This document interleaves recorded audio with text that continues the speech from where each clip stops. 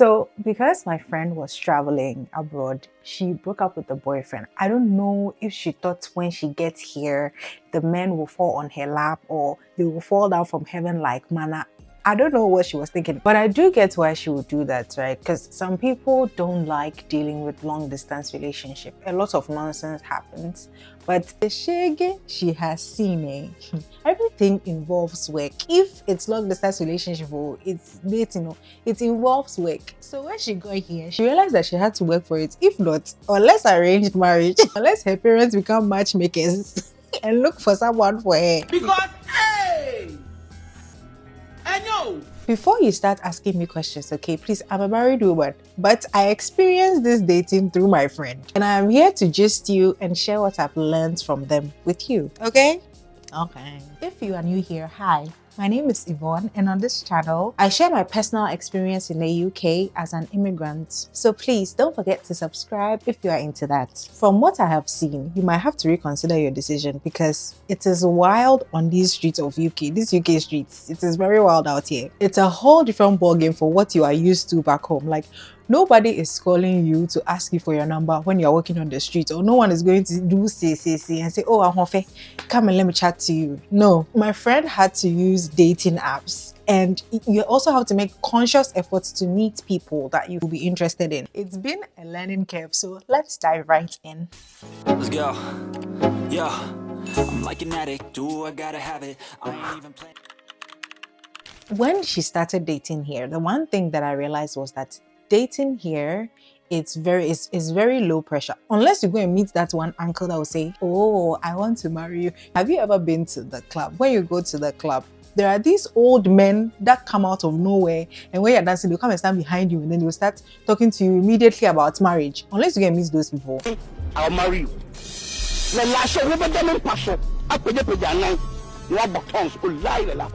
They will tell you they want to marry you, knowing them well, they have some wife, be somewhere all the way in In Ghana, there is always an expectation that dating is serious. You are dating towards marriage. It's because you want to get married. That's why you are dating, right? It's not always like that, but most of the time, that's why we date back home. But here, dating can be casual. Sometimes very casual. At a point, this girl was talking to multiple men on dating apps at the same time. Now we'll get to dating apps in a minute. People here, they are happy to take their time, date multiple people before they decide on exclusivity. No rush, no stress, right? For me, I was shocked though, because back home, when you're texting someone too much every day, every single day, it's official. You people are in a relationship.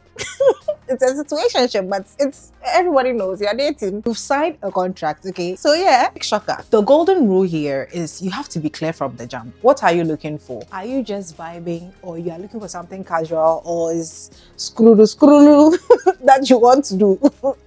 You have to communicate and let the person know your expectations. Don't assume the other person's intentions, because if you do, you cry blood. Real talk.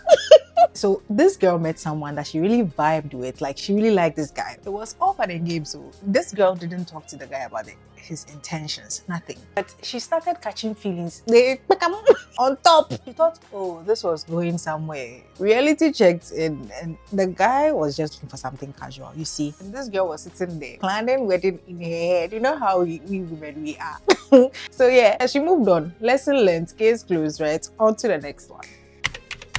So now, let me settle for dating apps. Tinder, Bumble, and then Hinge. They are like the holy trinity of modern day dating. The Father, the Son, and the Holy Spirit. I'm sure you know them. You know the ones, right? Seriously though, if you are a single Pringle and you're in the UK and you are not on one of these dating apps, then what are you doing? Oh, it's arranged marriage. Arranged marriage, you've already made up your mind and that's what you want to do. Don't get me wrong, people do meet people outside of those dating apps though. That's not the only thing you have to use. So my friend uploaded these 3 dating apps. She was serious, so let me give you the pros and cons. And the shege the dating app showed her, okay? So picture this, right? Tinder has a really nice interface. It's like that guy at the bar who is very good looking, really good looking, but he's also definitely not looking for anything serious. It's fast, it's hot, and it's a little bit chaotic. You see a picture you like, you swipe right. You see a picture you don't like, you swipe left. It's solely based on what you see, which, to be fair, that's what happens in real life. I would say like people based on their personality, but to each their own. Don't shoot me. The pro. So you meet so many people on Tinder. You could be swiping left and right on your way to work, on the bus. You'll be swiping just to avoid eye contact with your boys. But the con, not everyone there is looking for love. I can tell you for free. Some people are just looking for a quick hookup. And some people too, they don't put any effort in their profile. But we did see some people. It's like going to a party where you don't know if that's where you meet your soulmate or that's where your I can't believe I did that story is going to come from. My friend was just being matched with the bad apples. Everybody wanted to. That was all she was getting. That's what I do for you. So she moved on and downloaded Bumble. On Bumble, the ladies make the first move. So you message the guy. In our culture, we are the people who are chased. We are the chasee. How can we become the chaser? It is not part of our our brains are not wired that way. So when she downloaded Bumble, she mastered the courage to text, send the first message.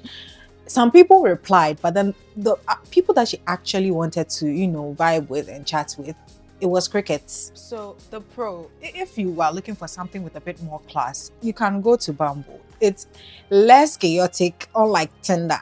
People tend to be more serious on Bumble, or at least they give the impression that they are. Also, no creepy dudes sliding in the DMs to send dick pics. We saw dick pics on Tinder. Hey, Irade, the things that my eyes are. It's okay, let me move on. The con, when you match with someone, you have to message them in 24 hours or the match will disappear. Imagine matching with someone and you are busy and you forget, or you're trying to say you have to sleep on that app. Immediately you match with someone, you have to text them. Nobody wants that stress or pressure. What kind of pressure is that? Also, we saw that Bumble was a little boring. We want drama.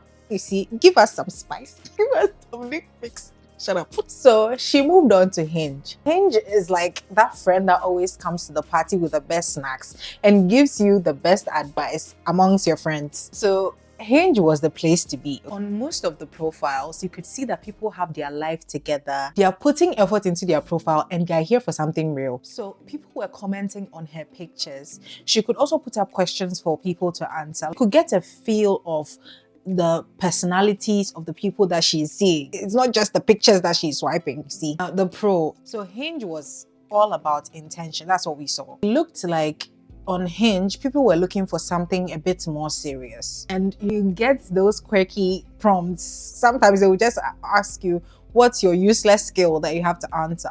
They used to ask you questions that will help you match with someone that matches your personality. The con is that for my friend, I realized that the Hinge was a little bit too much. Sometimes you find a profile and you realize that this profile is too good to be true. And you also spend time like crafting the best response to someone. And then you get a text like, it was a great app to use, but then it was also a lot if you are on it a lot. So the first person she matched with on Hinge, they were texting, but then the person took so long to respond. He was taking hours to respond, so she cut him off. And then the next person that she matched with, they were really vibing. The vibe was good. They actually went out on a date, but then there was no second date and that didn't go anywhere. She didn't really like him when they met in person. She's still talking to some guy on there, but she's still keeping her options open. Hey, she's going through it too. I remember seeing a video of someone saying that they met someone on Hinge, they matched with someone on Hinge. The person was Italian and this person speaking was African, right? Met this person on Hinge. They were chatting, they were vibing, the conversation was great. And then they planned on meeting up. And when the time was getting closer, the person asked, "Are you ready to meet your Italian stallion?" And the girl was like, "What do you mean by Italian stallion?" She didn't like the person because the person said that. But then I was like, wait, this person might have been joking. That is their humor. These people's humor is very sarcastic and dry sometimes. Or that he was just trying to flirt with you. I don't think you should have, I mean, everyone is different. So the humor here is very sarcastic. So when you are going on dates, they might say something that might offend you, but they are actually joking. Another one, my friend went on a date. She was the one that chose the restaurant. When she came back, she was like, and the person that she went out with was British. When she came back, she was like, what is wrong with this guy? We went out and he was like, I'm really bad at choosing restaurants. What did he mean by that? And I was like, he might have been joking. When he said that, what did you say? She said she didn't say anything, but it ruined her mood. But he might have been joking. So I think since then, when you are going out on a date, right, with someone from British or a different ethnicity, and they say something, just say, oh, are you serious? And if they say, oh no, I'm just joking, then you can say, oh, just next time, please say it with a smile because I was about to take you seriously. Do you get it? Because the way people joke are different from what you are used to as African women. We like flirting by insulting. People be insulting you, but we are actually flirting with you. Guys, big head, guys, face. We are flirting. That's how we flirt. So just know that you also might joke differently or flirt differently. So don't take everything to heart and just clarify to see if they are actually joking or they are being serious before you jump into conclusion and ruin your own mood.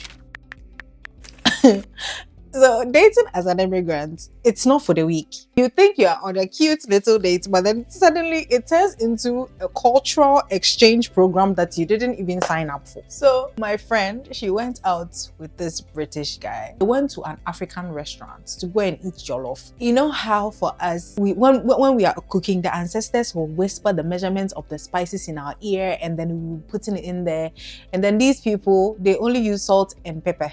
Salt and pepper. That's all. And even the food is so bland, you can't taste anything. So when the jollof came in, this guy took a bite and started sweating. My friend was so concerned. It's like, are you okay? The guy said, wow, this is adventurous.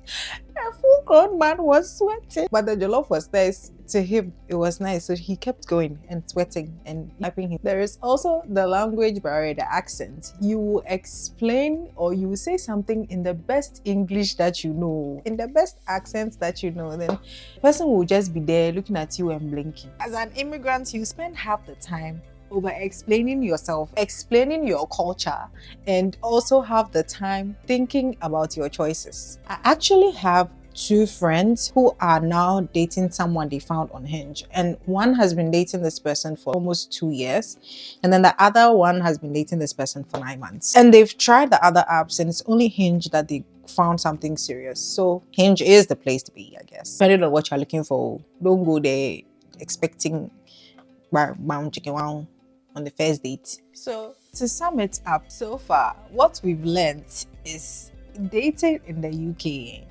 communication is key. Don't assume what other people's intentions are for you, and you also have to always be clear about your intentions and expectations. Don't rush things. These people like taking their time, so you have to be patient. And most importantly, stay true to yourself. It's okay to adapt, but don't compromise on your values and what you want. And lastly, at least, and if nothing comes out of it, at least you have the stories to tell. So that's it for today's video. I hope you enjoyed it. I hope these tips and stories gave you a good laugh and maybe some insights on what to expect when you come here to date after leaving your boyfriend back home or your girlfriend. Now I want to hear from you. How has it been for you dating in the UK? Please let us know in the comments. Let's chat. And of course, don't forget to like, subscribe, and hit the notification bell so you don't miss any video from me. Thank you for watching, and I will see you on the next one. Bye.